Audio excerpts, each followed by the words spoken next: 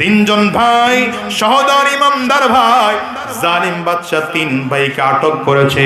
তাদের একটাই মাত্র অপরাধ হলো তিন ভাই আল্লাহ তাআলার উপরে ঈমান এনেছে, কোরআনকে ধর্মীয় কিতাব মেনেছে। হায় রে, সেই যুগের নবীকে নবী বলে মেনেছে, সেই যুগের ধর্মীয় গ্রন্থকে আসমানি কিতাব বলে মেনেছে। জালিম বাদশা তিন ভাইকে আটক করে নিয়ে আসছে। শুনলে আল্লাহ পাকের উপর থেকে ঈমান ছেড়ে দে, আল্লাহ পাকের উপর থেকে ঈমান ছেড়ে দে। তিনটা ভাই ডাক দিয়া বলে, বাদশা ঈমান এনেছি আল্লাহর উপরে, আমরা জান্নাতে যেতে চাই, ঈমান ছাড়তে চাই না, জাহান্নামে যেতে চাই না। তাকওয়ার পাওয়ার কতটুকু, ঈমানের পাওয়ার কতটুকু বোঝানোর জন্য এটা শোনো। তিন ভাইয়ের মধ্য থেকে বড় ভাইকে ধরেছে, বাকি দুইটা ভাইয়ের চোখের সামনে বড় ভাইকে ধরেছে, হাত পা বেঁধে দিয়েছে। বিশাল ডেগের মধ্যে তেল গরম করা হয়, তেলগুলো যখন টকবক টকবক করে ফুটতেছে, বড় ভাইকে ধরে তেলের মধ্যে ফেলে দেওয়া হলো। ছোট দুইটা ভাই তাকিয়ে তাকিয়ে দেখে বড় ভাইটা তেলের মধ্যে পড়ে মাছের মতো ভাজা ভাজা হয়ে গেছে। বড় ভাইটা আহারে অবস্থা খারাপ হয়ে গেল। ছোট দুইটা ভাই চোখের পানিগুলো ফেলে ফেলে কান্না করতেছে। এইবার দ্বিতীয় ভাইকেও ধরা হলো, হাত পা বাঁধা হলো, ওই তেলের মধ্যে ছেড়ে দেওয়া হবে। দ্বিতীয় ভাইরে জিজ্ঞাসা করা হয়, এখনো সময় আছে, বলো কালিমা ছাড়বা কিনা, আমাকে রব বলে মানবা কিনা, আল্লাহ পাকের উপর থেকে ঈমান ছাড়বা কিনা বলো। দ্বিতীয় ভাই ডেকে বলে, এই সুযোগ মিস করে লাভ নাই, আমি তাকিয়ে তাকিয়ে দেখি তেলের মধ্যে পড়ে গেলে মরবো না, তেলের মধ্যে পড়ে গেলে আল্লাহর জান্নাতে চলে যাব। কারণ জান্নাতের দরজার মধ্যে লেখা থাকবে, উদখুলুহা বিসালাম।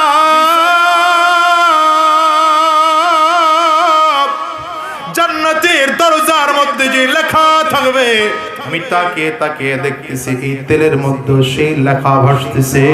তাইলে বুঝা গেল তেলের মধ্যে পড়ে গেলে মরবো না, বরঞ্চ তেলের মধ্যে পড়ে গেলে ডাইরেক্ট আল্লাহর জান্নাতে চলে যাওয়া যাবে। দ্বিতীয় ভাইকেও তেলের মধ্যে ফেলে দেওয়া হলো। হাত পা বেঁধে যখন ফেলে দেওয়া হয়, ছোট ভাই তাকিয়ে তাকিয়ে দেখে দ্বিতীয় ভাইটাও ওই মাছের মতো করে ভাজা ভাজা হয়ে গেছে। হাড্ডিগুলো খেরকোটার মতো পানির মধ্যে তেলের মধ্যে ভাসতে আরম্ভ করেছে। হায় রে, গোশতগুলো পড়ে যায়, চামড়াগুলো পড়ে যায়, রক্তগুলো তেলের মধ্যে মিশে যায়। এবার তৃতীয় ভাইকেও ধরা হলো, এইবার তোমাকেও তেলের মধ্যে ফেলে দেওয়া হবে। তৃতীয় ভাইটা চোখের পানিগুলো ফেলে কান্না করতে আরম্ভ করেছেন। বাদশা বলে, কেন কাঁদো, ভয় পেয়েছো নাকি, এজন্য কাঁদতেছো নাকি? 3 নম্বর ভাইটা ডাক দেয়া বলে, বাদশা নামদার, আমি ভয় পেয়ে কাঁদি না, মুসলমানরা কখনো ভয় পেয়ে কাঁদে না। মুসলমান ভয় পায় তো একজনকে ভয় পায়, চিল্লায় বলেন কারে ভয় পায়? সবাই আঙ্গুলটা উঁচা করে বলেন, মুসলমান কারে ভয় পায়? দুনিয়ার আর কাউরে ভয় পায় না। ভয় পাওয়ার দরকার হলে একজনকে পায়, তিনি হলেন আল্লাহ। আমি ভয় পেয়ে কাঁদি না রে শোন, আমি এই জন্য কাঁদি, আমার দুইটা ভাই চলে গেল, এখন আমাকেও তেলের মধ্যে ফেলায় দিবা। আল্লাহ তাআলা আমাকে একটা মাত্র জীবন দান করেছে, আমি যদি তেলের মধ্যে পড়ে শহীদ হয়ে যায়, তাইলে মাত্র একটা শহীদের মর্যাদা পাবো। আল্লাহ তাআলা যদি আমার প্রত্যেকটা পশমে পশমে জীবন দিতেন, তাইলে যতগুলো পশম ছিল অতগুলো পশমে তো শাহাদাতের মর্যাদা পাইতাম। আজকে যদি আমার 1000 জীবন থাকতো, 100 জীবন থাকতো, 1 লক্ষ জীবন আমার শরীরের মধ্যে থাকতো, তাইলে তো 100 শাহাদাতের মর্যাদা আমি পাইতাম। বাদশা চিন্তা করে, দেরি করে লাভ নাই, এর তেলের মধ্যে ফেলে দাও। সব প্রস্তুত করা হলো। একজন অগ্নি পূজক মন্ত্রী এসে বলে, শোন বাদশা, এইভাবে যদি আপনি এক এক করে করে 2 ভাইরে তেলের মধ্যে ফেলে দিয়েছে, এই 3 নম্বর ভাইটাকেও যদি আপনি তেলের মধ্যে ফেলে দেন, আর যদি ঈমান না ছাড়ে, তাইলে এমন হতেও পারে আপনার নিজের লোকজনগুলো তারাও কালিমা পড়ে মুসলমান হয়ে যাবে। তার চেয়ে একটা কাজ করেন, 40টা দিন আমাকে সময় দেন, আমি এই যুবকরে লইয়া আমার বাড়িতে চলে যাব। আমি 40 দিনের মধ্যে এই যুবকরে বেঈমান বানাইয়া আপনার সামনে হাজির করব। বাদশা বলে, কেমনে বেঈমান বানাইবা? 40 দিন সময় আমাকে দেন, 40 দিনের মধ্যে বেঈমান নিয়ে আপনার সামনে হাজির করব। বেঈমানদের সবচেয়ে বড় একটা চিন্তা হচ্ছে মুসলমানদেরকে চাইলেই বেঈমান বানিয়ে দেওয়া যায়, কাফির বানিয়ে দেওয়া যায়, মুশরিক বানিয়ে দেওয়া যায়। কিন্তু আসলে ওরা জানে না, যাদের মধ্যে একবার দিলের মধ্যে ঈমানের পাওয়ার ঢুকেছে, গোটা পৃথিবী তাদেরকে দেওয়া হলেও ঈমান নড়ে না। ঠিক কিনা কাও না? এই যে উত্তরবঙ্গে গেলাম, গিয়ে দেখলাম হাজারো মানুষদেরকে বেঈমান বানানোর জন্য খ্রিস্টান মিশনারি কাজ করতেছে, মুনকিরিনে হাদিসিরা কাজ করতেছে, যারা হাদিস বিশ্বাস করে না, যারা কোরআনকে শুধু বলে আহলে কোরআন আমরা, মূলত এরা মুনকিরিনে হাদিস, এরা কাজ করতেছে, বেঈমানরা কাজ করতেছে।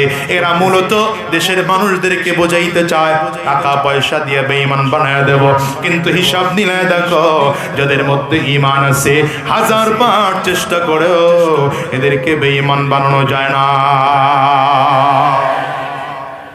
অগ্নিপূজক মন্ত্রী ডেকে বলে, বাদশা নামদার, আমার ঘরে একটা মেয়ে আছে, বড় সুন্দরী রমণী রূপসী, এই মেয়ের দিকে কেউ তাকাইলে চোখ ফিরাইতে পারে না। আপনি যদি যুবকটারে আমার কাছে দিয়ে দেন, আমার মেয়ের প্রেমে পড়ে যাবে 40 দিনের মধ্যে। তখন আমি প্রস্তাব দেব, আমার মেয়ের পাইতে হলে তাইলে তোমাকে বেঈমান হওয়া লাগবে। বাদশা প্রস্তাবে রাজি হয়ে গেল। আশ্চর্যের ব্যাপার, যুবককে নিয়ে আসলো বিশাল রাজপ্রাসাদের মধ্যে। খাওয়া দাওয়ার অভাব নাই, আরাম আয়েশের কোনো অভাব নেই। বিশাল রাজপ্রাসাদের মধ্যে সব সাজসজ্জার জিনিসপত্র দিয়া, আরাম আয়েশের জিনিসপত্র দিয়া, একই রুমের মধ্যে যুবককেও রেখেছে, মন্ত্রীর যুবতী মেয়েটাকেও রেখেছে, যুবকরে বেঈমান বানানোর জন্য। 40 দিন পার হয়ে গেল। 40 দিন পর মন্ত্রী এসেছে, নিজের মেয়েকে গোপনে করে ডেকেছে। মা, কতটুকু আগাইতে পেরেছিস বল না? মেয়েটা বাবার দিকে তাকিয়ে চোখের পানিগুলো ফেলে ফেলে কান্না করে আর বলে, বাবা, এটা কেমন যুবক জানি না, এটা বড় আশ্চর্য যুবক। 40টা দিন হয়ে গেল, আমার দিকে একটা নজর করে তাকায় নাই।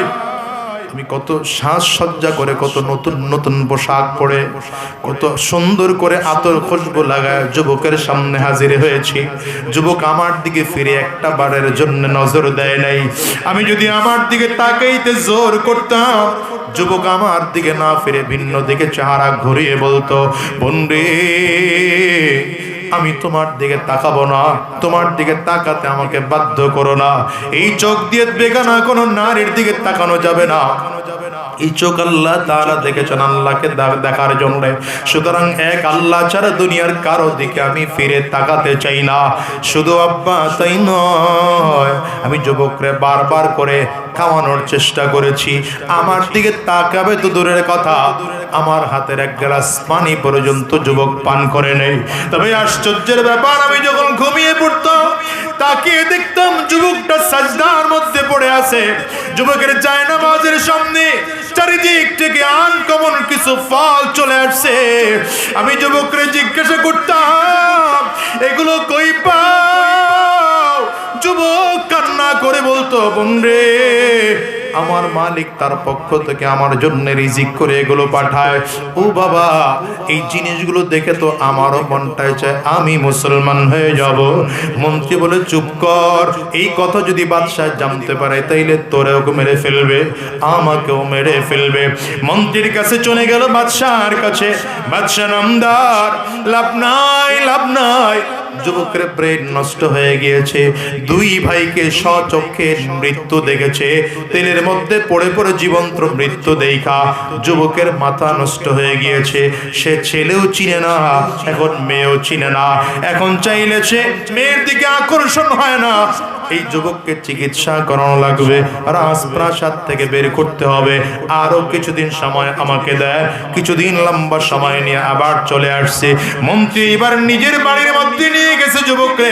রাতের বেলায় মন্ত্রী জানালার ফাঁক দিয়ে তাকিয়ে তাকিয়ে দেখে আল্লাহর বান্দা নামাজের মধ্যে সাজদায় পড়ে আছে, 2 রাকাত নামাজ শেষ করে দুহাত উঁচু করেছে আসমানের দিকে, আর আল্লাহ তাআলাকে ডাক দেয়, ওগো দয়ার মালিক,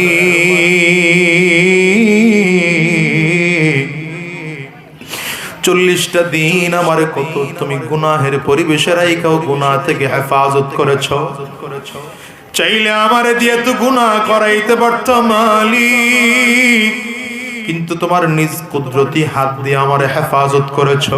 তবে আল্লাহ আমার দিলে বড় আফসোস, এক মায়ের ঘরে 3টা ভাই জন্মগ্রহণ করলাম, একই বাবার ঘরে 3 ভাই জন্মগ্রহণ করলাম, আমার 2টা ভাই জান্নাতে চলে গেল, আমি এখনো পর্যন্ত জান্নাতে যেতে পারলাম না।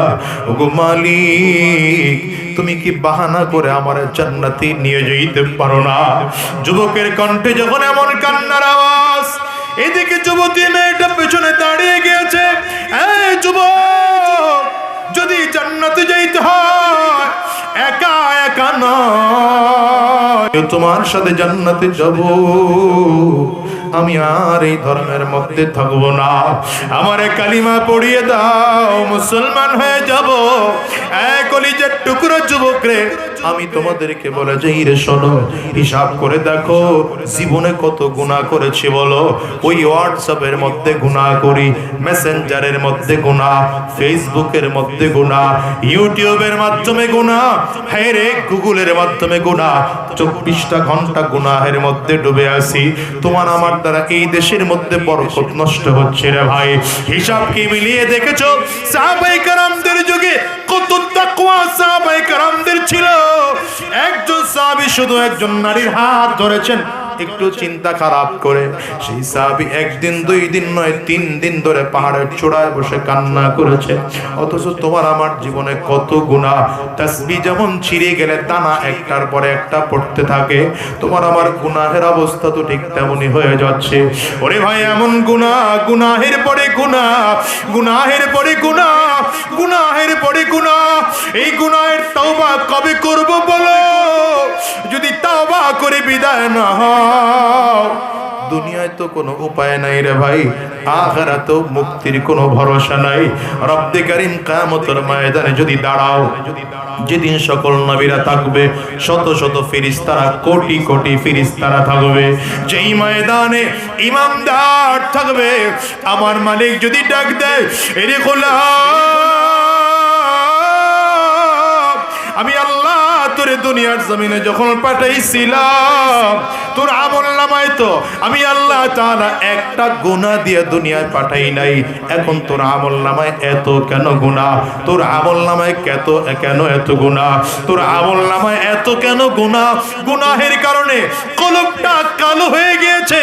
বলো আল্লাহর সামনে দাঁড়াইয়া কি জবাব দিবা? খোদার কসম করে বলি, মালিকের সামনে দাঁড়াইয়া জবাব দেওয়ার মতো কোনো সুযোগ নাই। এই জন্য বলি রে ভাই, দুনিয়ার জমিনে কয়দিন বেঁচে থাকবো জানি না, কখন জমিন থেকে বিদায় নেব জানি না। এই দুনিয়া আসার সিরিয়াল আছে বাজান, আমি তো প্রায় বলি যাওয়ার কোনো সিরিয়াল নাই। এই দুনিয়া আগে দাদা আসে, তারপরে বাবা আসে, তারপরে সন্তান আসে। যাওয়ার সময় এমন হয় দাদা দুনিয়া থাকে, সন্তান জমিন থেকে বিদায় হয়, বাবা দুনিয়ায় থাকে, সন্তান জমিন থেকে বিদায় হয়। তোমার আমার ক্ষেত্রে এমন হতে পারে কি পারে না? একটু আওয়াজ করে চিল্লায়া বলো। আজকের এই মাহফিলটাও তো তোমার আমার জীবনের শেষ মাহফিল হতে পারে। আজকের এই মোনাজাতটাও তো জীবনের শেষ মোনাজাত হতে পারে। আজকের এই রাতও তো জীবনের শেষ রাত হতে পারে। এখান থেকে ওয়াদা করে বের হও, আর হারাম রাস্তায় চলবো না, শয়তানি রাস্তায় চলবো না, সুদের কারবার করব না, ঘুষের কারবার করব না। তো ইয়ার কারা কারা 2টা হাত উঁচা করে আল্লাহকে দেখাও, আওয়াজ দিয়ে চিৎকার করে জোরে ডাক দাও আল্লাহ, আরো জোরে ডাক দাও না আল্লাহ। দয়ার মালিক, সবাই মিলে ওয়াদা করলাম হারাম রাস্তায় চলবো না, শয়তানি রাস্তায় চলবো না, সুদের কারবার করব না, ঘুষের কারবার করব না, হারাম রাস্তায় কদম বাড়াবো না, ঈমান মজবুত করব, তাকওয়ার পথে চলবো। আল্লাহ কবুল করে নাও, কবুল করে নাও। চিৎকার করে বলো আমিন।